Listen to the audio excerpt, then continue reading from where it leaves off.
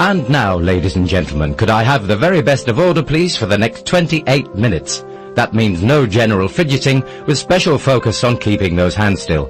As once again, we pay our weekly visit to the show business legend, raconteur, after-dinner speaker, and friend to the stars, especially the plough. Yes, indeed, it's time for the next instalment of Count Arthur Strong's radio show.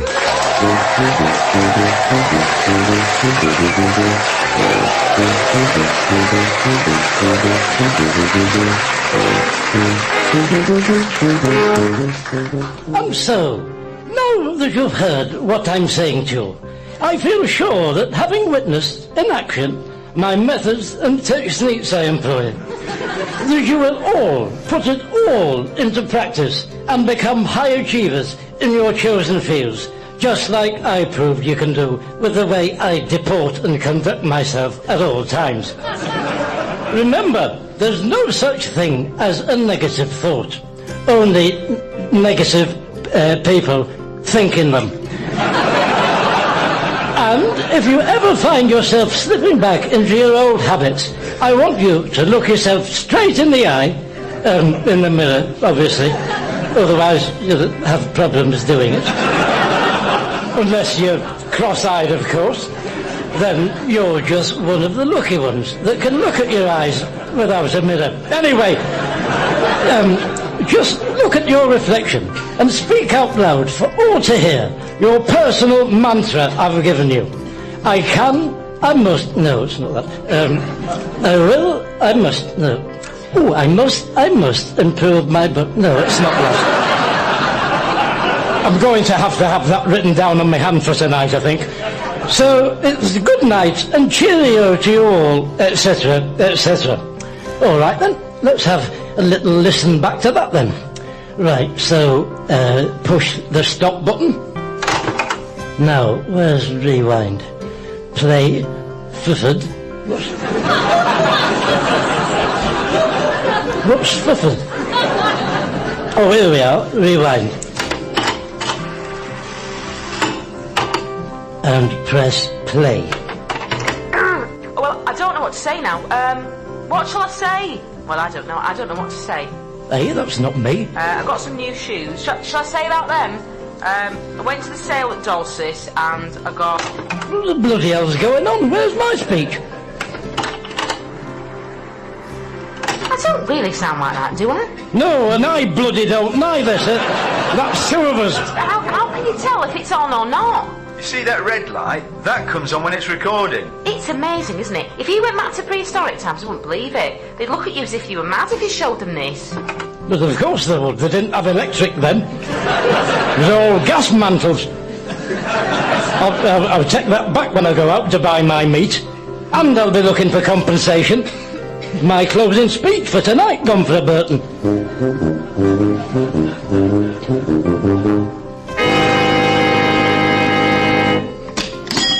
Hello, Arthur. You're late today. Well, I won't even begin to tell you why. Suffice it to say, my lateness is not of my own making, and when I've isolated the individual responsible, his heads will roll off. I've got myself motivating yourself up lecture talk this afternoon, as you know.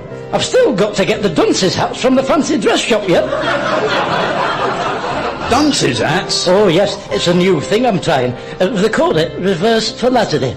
Reverse psychosis. Oh, it's psychology. Reverse psychology. Well, sounds very technical. What's that then? Well, I've been reading up on it, and I have devised my own vagrant on it. In a nutshell, you put everyone in dunce's hats and tell them they're stupid and they'll never amount to anything, while you're banging a big dustbin lid with a wooden stick to disorient them. And then you get this... Well, I forget what happens next, but that's the bones of it. And it ends up with everybody crying their eyes out and feeling so much better about themselves than they used to do before I banged the dustbin lid. They've had some remarkable results with it in, where was it? Somewhere or other. It was definitely somewhere in the world. I do remember that. Oh, now then, while it's in my head, did you find that theme from the Dam Busters music? I want to play it tonight while they're all crying and asking to go home. You know, the Dunkirk spirit and all that. Oh, yeah, I did. I put it to one side for you upstairs. Well, just watch the shop a minute while I get it. Righto. Ah. Now, let's have a browse. What should I have tonight? Sausages. Bit of belly pork? No, I think I'd have a little meander down Offal Alley.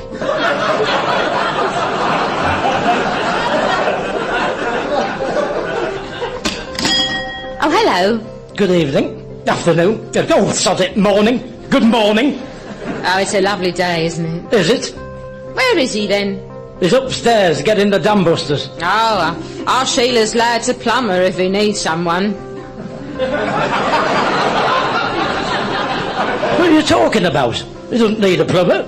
The bum dammers, I said. I'm talking about Bowles Wallace, the bouncing bust. No, I don't think Gary would be able to do that, no. He just does central heating and sinks and things like that. No, he's getting me the music for it, you dozy so-and-so and so. What is it you want? You're a butcher, then? Do I look like a sodden butcher? I'm just holding the meat for him while he's not here. Don't you have to have qualifications? It's not bloody Einstein that's gone upstairs, is it? Qualifications? What are you on about? Well, it's got to do with hygiene. You've got to go to college for it. Oh, for crying out loud, what do you want to do? See my diploma I've got in hand washing? Oh, I've had enough of you. Look, love, you've got your days wrong. Today's half-day closing. Technically, you're trespassing. So, you'd better hop it sharpish before all the alarms start going off. Once the police are involved, there's no turning the clock back.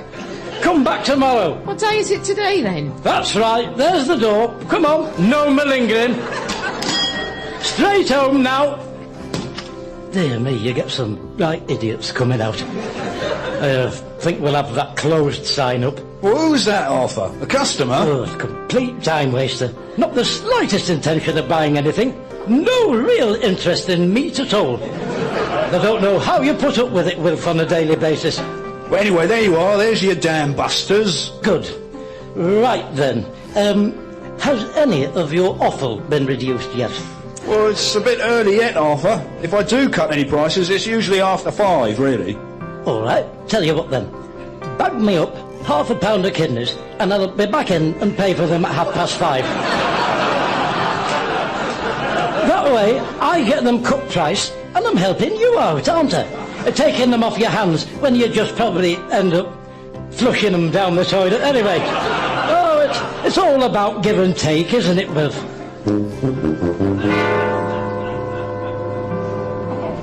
Customer number 328. Please go to collection point A. Please go to collection point A. Please go to collection point A. Oh, it's an easy job, is that? Anyone could do that better than her. She makes no attempt to vary her tone of voice. It's exactly the same every time. Might as well have a machine doing it.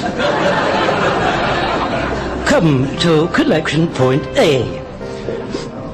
I wonder if they have collection point B, or a C, or any of the other alphabet letters, because that would get a bit more complicated then.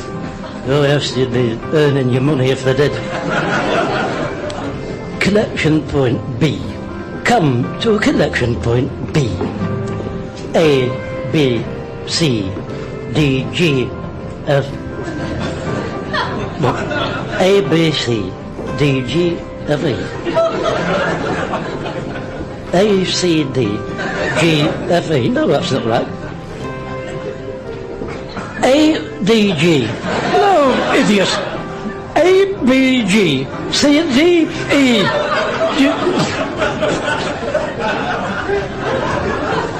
Excuse me, can I help you? I was halfway through something there. I'm sorry, Being sorry is no good. I've lost my thread now, thanks to your lack of sensitivity. sorry, I'm very sorry. Sorry. I've brought this back. Is there something wrong with it? No, I'm just taking it for a walk. Oh, dear. Yes, there's something wrong with it. Right, there you are. Listen to this. And I got 2 pairs of high heels, 1 pair of slingbacks, which I can't wear at the moment until I've had my bunions done. Oh, do you know what's wrong with that? What's wrong with that? Do I look like I wear high heels? I'm sorry, I'm not with you. Oh, give me a paintbrush. I'll paint you a picture of me, spell it out for you with it. Then perhaps you might have a clue. Listen, I'll make it simple for you. 1, that's not me. 2, what was 2? Well, there is a 2, I'll come back to that. And 3 is the same as 2. Well, I'm still not sure what your complaint is. My complaint is that what you've just listened to on the machine that your shop sold me is not myself doing it back to you. Not only is it not myself, whoever it is that is doing it isn't even saying what I said. So it's broken on both fronts. Do you mind if I have a look at it? Be my guess. Right. Can I ask where you got the cassette tape from? I got it from Harry Underwood's second-hand shop on Whitfield Street. You must know it. He's got a big handlebar moustache. Larger than life is Harry. It's next door to where the pet shop used to be, before they knocked it down. They used to have a monkey in the window with a big red backside, if that's any help.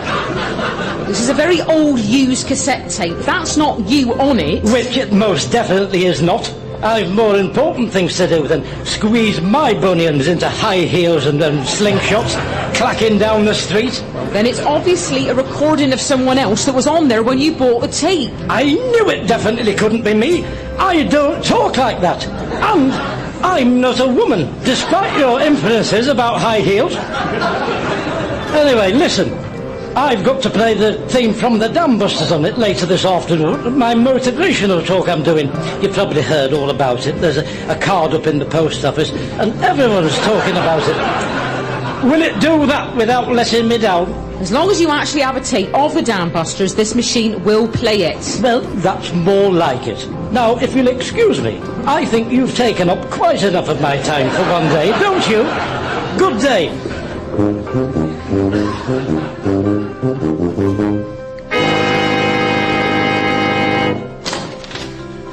Oh, the bloody slippery sodding things these dunces hats. He should have put them in the bag for me with what they cost. Hello? Hello? No one here? Wonderful. They're supposed to have laid on someone to help me. Where are the lights? Hello? Oh, you bloody idiot. What are you doing? Creeping up on me like the Virginia Creeper. They give me a heart attack. Well, I was waiting for you. You're late. I must have nodded off. Well, that's a good job you've got, isn't it? You can just nod off whenever you want. You're in my employ today. You are included in the rental of this hall. The least you can do is stay conscious. Have you not put the seats out yet? Oh, yes, there they are. Oh, I want more than that. There's been a card up in the post office for a fortnight. I want at least triple that. Possibly a quintuple is. Or even sextuple, whichever is the greater. I'm sorry, I was just going on ticket sales. Oh, you've got a lot to learn, haven't you? Have you never heard of walk up? No, I don't suppose you have. You've probably never heard of wake up, neither. I'll tell you what, just stick with me and hope some of me rubs off. Who's going to be on the door? Mrs. Robinson. Well, she better be on the ball. Now, have you had my banner delivered? Because that's got to go up as well. Oh, yes, we've had a parcel come. It's here. Right, I'll open that now then. Then you can put it up.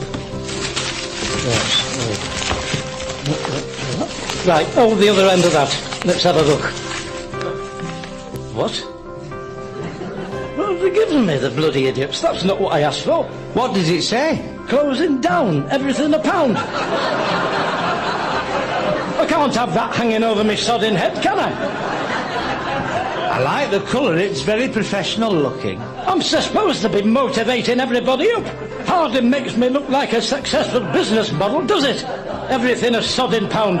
I'm furious with them about that, quite furious. What's it supposed to say? It was supposed to have my personal mantra on it. Nothing succeeds like a budgie. That's, success, I mean. Nothing succeeds like success. Well, I've heard that before. Well, you will have, because that is adapted from a quotation by a wise old Chinese man called Confucian. I think he did Hansel and Gretel as well. So, you've learned something there, haven't you, through talking to me? I bet you're thinking you must stay awake more often now, after my pearls of wisdom pouring forth. Anyway, come on, I can't stand around all day listening to your particular brand of time-wasting. Show me the dressing room so I can hang my suit up. Well, we haven't got a dressing room. There's a mirror in the toilets. Oh, a mirror in the toilets. This just gets better and better, this, doesn't it? Anyway, come on, chop chop. They'll be coming in soon. While I get my lectern set up, would you be so good as to put out quintuple more chairs out? There must be a seat for everybody. I want no one standing. Let's treat the audience with proper respect, please. Then once they're sat down, I want you to put dunce's hats on all of them.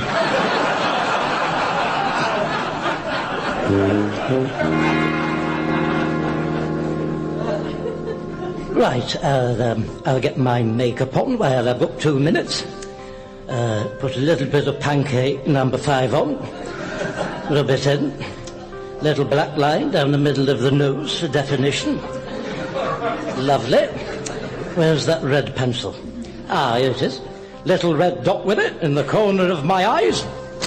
Excuse me. Oh, you bloody idiot. Oh, dear me, I've stuck that sodding pencil right in my eye now because of you, you dozy sod. I'm sorry. Oh, dear. Get me some toilet paper. My eye's streaming. Look at that.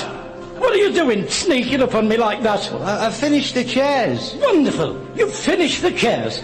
And you just thought you had enough time left to pop in here and blind me in one eye. Well, thank you. Thank you for fitting it all in. I know how busy you are. Look, I can hardly open that eye now. Well, do you want me to go to the chemist or anything? I don't think they have any tablets for ramming a sodding pencil in your eye, do they? What did you have a pencil in your eye for anyway? I didn't have it in my bloody eye until you came in. I was doing an old make-up trick, if you must know, to make you look, to make you look like your eyes, I don't know. Rodney Bewes does it anyway, that's who told me about it. Go and ask him. I haven't got time to be interrogated. I tell you something, I'll have a right bruise in the morning. That's your fault, is that? Are you covered by insurance here? I need the lavatory. Listen, while I'm in here, these lavatories are sacrosanct. This is my dressing room, my inner scrotum. Sanctum, I mean, my inner sanctum. It's where I prepare myself mentally and spiritually for the rigours of my performance. I'm not having all and sundry go into the lavatory in here as though there's no tomorrow. Where are we supposed to go then?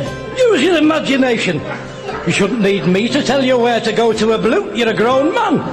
Dear me, this ceaseless hand-holding people expect me to do. Anyway, you'll be hearing from my legal team regarding my eye. I can hardly open it. Look. Hooey, are you in there? That's Mrs. Robinson I told you about. She's taking the tickets. Send her in on your way out. I'll make sure she's briefed. He wants you to go in. What, in there? What for? Something about making sure you've briefed, I think. What? That's what he said to tell you. It's the men's toilets. I know. What does he want me to go into the men's toilets for? Oh, for crying out loud, tell her. Tell her it's not the men's. It's the bloody dressing room for tonight. Just tell her. It's the bloody dressing room for tonight. Come in. Hello. Don't worry, I don't bite people. Not unless they bite me first. So, you have brought it on yourself if I do sink my teeth into you. Oh, well, I won't then.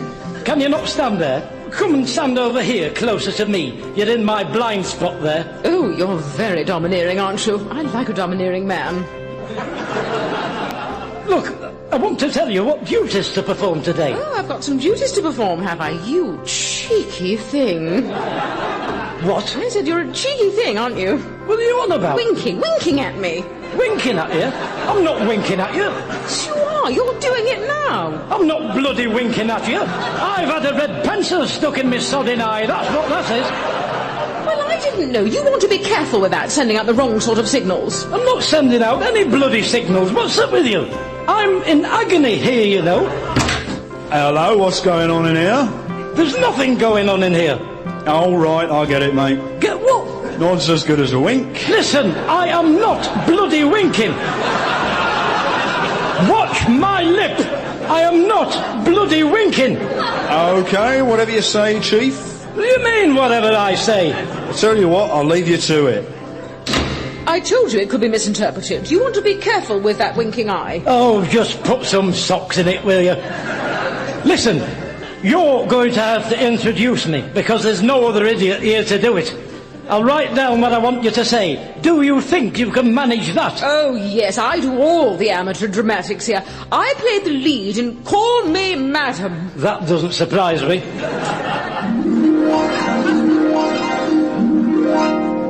How's the audience shaping up? Well, they're both in. All right.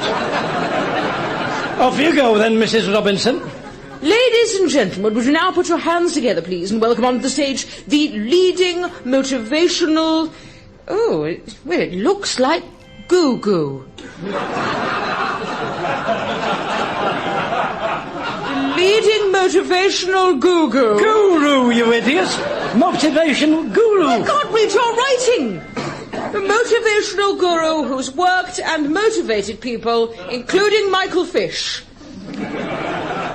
Too many other people, too numerous to go into because of time constraints. Please welcome Count Albert String. Thank you, you bloody dozy woman, for that wonderful introduction you've done me. You know, when I was a little lad, I used to sit and read about the top stars and matinee idols of the day, and I used to think to myself, it could never happen to me. And then I used to think, well, why not? And then I used to think, because things like that just don't happen to me. And then I used to think, but that doesn't mean that they can't. And then I used to think, oh, I'm just being stupid. And then I used to think, now who are you calling stupid? Then I used to think, come over here and say that one. No, you block off. Talk to me like that. And I would have gone on forever if I hadn't been asked to leave Sue Ryder's. By Sue Ryder herself, incidentally. Marvellous. Now, on your chairs, you'd have found a pointy hat, which I'd like you all to put on for this next bit. Now, I know it'll be hard. No, don't turn round. You can join the rest of us when you've had a good hard think about your behaviour. And hold that chair higher above your head as well. Come on, if it ain't hurting, it's not fixed, so don't break it. Oh, it's something like that. Anyway, where was I? Oh yes, low self-esteem. Now, I know it'll be hard for some of you to imagine because of who I am and what I've gone on to become. But I used to suffer from low self-esteem about myself. And if I found myself in a room full of empty people, I wouldn't know what to say. And pretty soon, that room full of people would be an empty room full. What you have to do is focus and be positive. You see, to me, this half-empty glass is in fact half full. Well, the bottom half of it is anyway. So it's not all bad news. Obviously, the top half of the glass is completely empty, but that's not the half I'll be drinking from. And that's the way we have to look at things. Now, at this junction, I will throw the floor open for questions. So if you've got anything you want to know about anything I've done to you, anything I've said to you, now's your chance to pick my brains and run with it. What's the significance of your sign? What sign? The one up there above you, closing down everything a pound. What does it mean?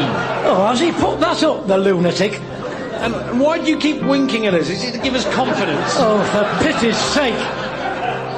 Can I put the chair down yet? No, you can't. You're learning something. Look, I only came in to ask whose rover that is that's blocking the entrance. All right. That's it. Hey, I'll tell you what. Why don't you stick the sodding chair where the sun hurts, eh? You just can't help some people. You've got to at least meet me halfway. And as the question and answer session draws to a close, it just remains for me to thank you for listening to What I Spoke. Now go away with your newfound self-confidence and self-esteem and change the world. That's it.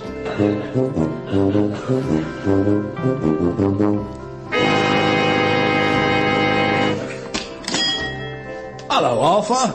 Wilf, What are you wearing an eye patch for? I've had to get one because everyone thinks I'm winking at them, which I'm not. How did you talk, though, then? Well, as we motivational speakers like to say, I feel it was in the zone. Oh, yes. There or thereabouts, anyway. Remember, Wilf, nothing succeeds like a budget. Oh, yeah, success, I mean. Oh, that's funny. What is? Well, they've got that on a sign in the pound shop. Nothing succeeds like a budgie. That's my sodding idea they've pinched. Well, did you have a good turnout? Oh, yes, I had one or two in. Don't you worry about that. It'll be interesting to see what the knock-on effect will be for the next one. They'll be flocking in when word gets out what I can do with a few dunces hats and a dustbin lid. Eh? Essentially, Wilf, it's just about making people feel good about themselves. I am a very good listener.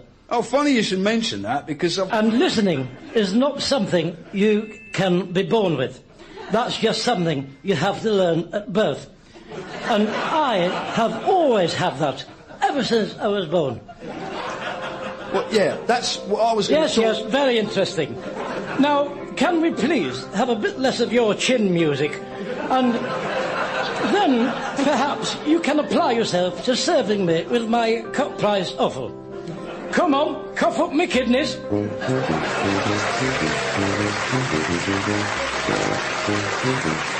Appearing with Count Arthur Strong were Sue Perkins, Alistair Kerr and Dave Mountwood. The script was written by Steve Delaney and edited by Graham Duff.